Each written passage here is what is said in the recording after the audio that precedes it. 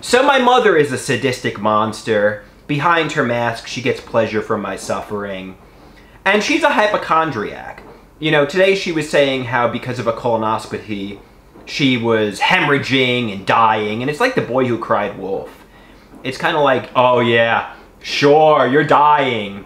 If you listened to my mother, you would believe for the past 20 to 30 years she was sick and dying. She would have been dead 30 years ago if you listened to her.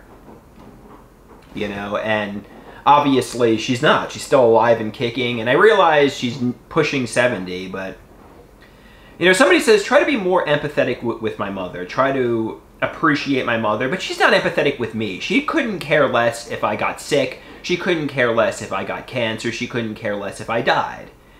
You know, when somebody treats you like you're a burden, when somebody treats you without empathy, when somebody treats you without love, when somebody treats you like you're the bane of their existence, when they make you into the scapegoat and claim you're a monster, why should you love that person? They're basically telling you what a loser you are over and over again.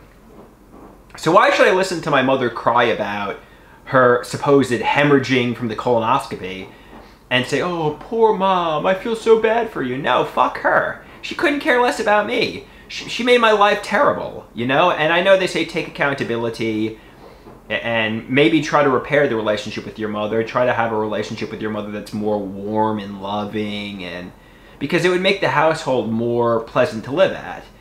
When you're living at a toxic household where obviously I'm hostily dependent on my mother, she's the sadistic controller and I'm the passive one, you know, it's just hell on earth. You know, it's just hell on earth being dependent on her.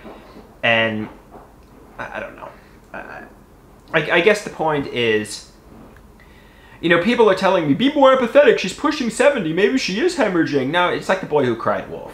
She's been sick and dying from cancer for the past 20 to 30 years. She has no life-threatening terminal illness. She's a hypochondriac. And they say be more empathetic with her.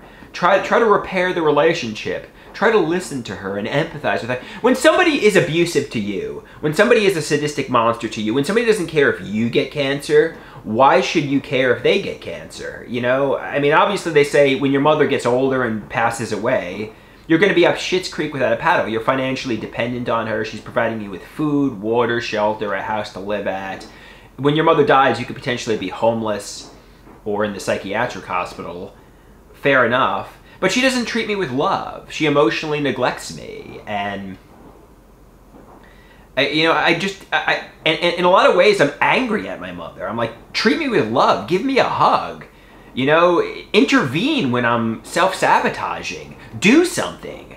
She's a sadistic, mean person.